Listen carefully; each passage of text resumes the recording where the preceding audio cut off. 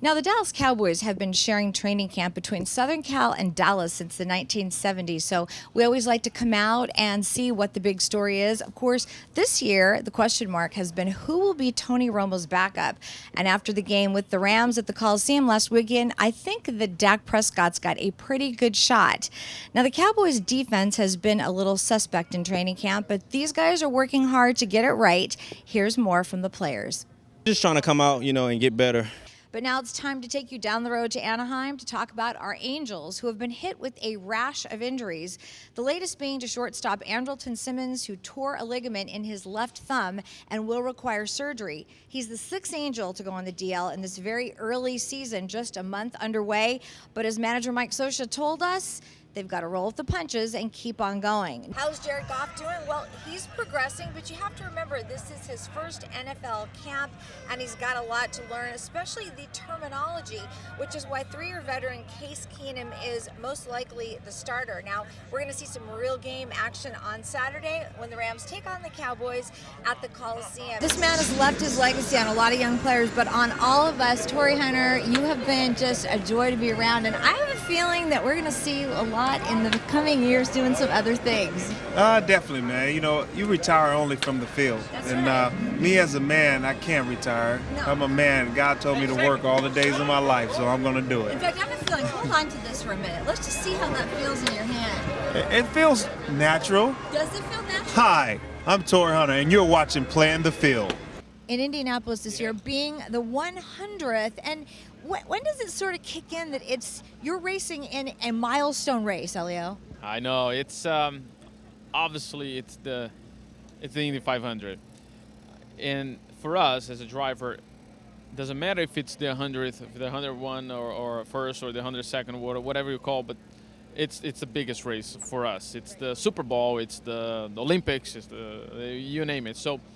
Somebody like Yasiel Puig, who is such a raw talent and comes here and is so good so quickly, how do you sort of reel that in, because he really was kind of a phenomenon, and then people figure out hitters and how that works. How do you sort of take that back a little bit? Well, again, it's all about conversation, and it's really about trust, and I understand it's tough for Yasiel to trust people, but I think he and I have a pretty darn good relationship.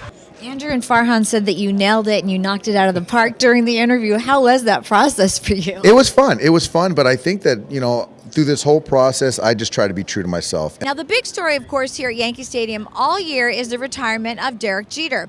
I had a chance to sit down with the Yankee captain who talked about his past, present, and future. Could you have ever imagined when he first started out that you'd be with one team that long? I was trying to make it through the first week, to be quite honest with you.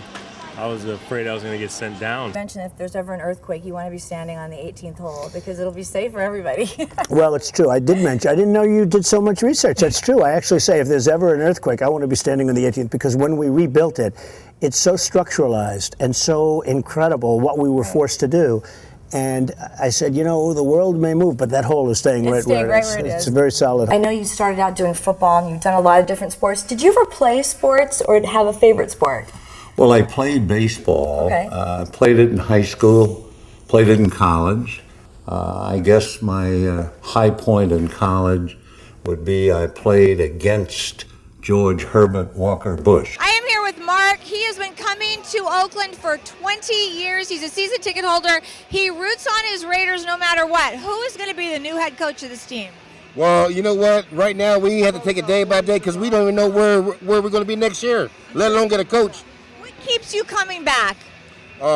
Just look around you. You feel the fire. You feel the love. It's family. It's something like you can't explain unless you live it. And living it is a daily basis. I wake up and I breathe and I think Raiders. That's it. You got the answer. They don't just come to Raider games. They live it. They breathe it. They love it. Okay, so now if Mike Trout and I sat down to watch a football game, I have to tell you that my team would also be playing your team because I'm an NFC East girl as well, but not the Eagles.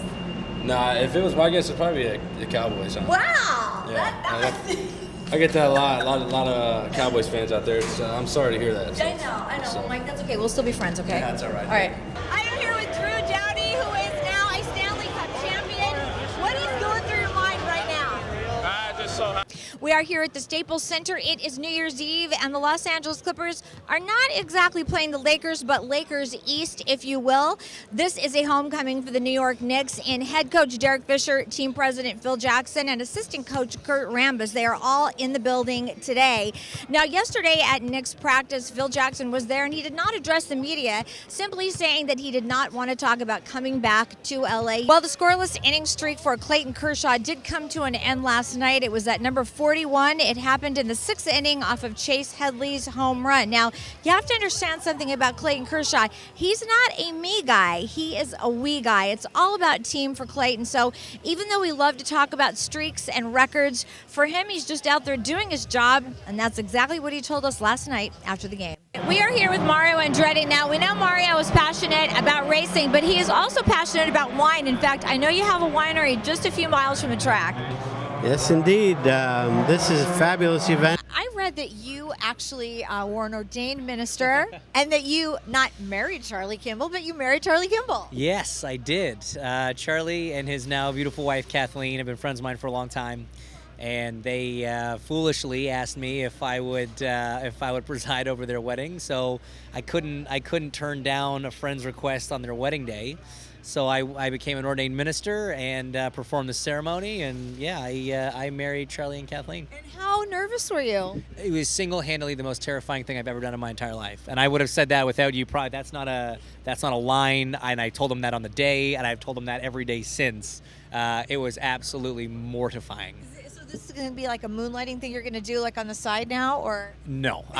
It was so stressful. I think it took 5 years off my life just doing that. So I don't think I need to be, dabbling in that anytime soon. How much did you rehearse the lines and looking over at me? Like a ton. Like an incredible amount of time was spent on this. Because if you screw it up at somebody's wedding day,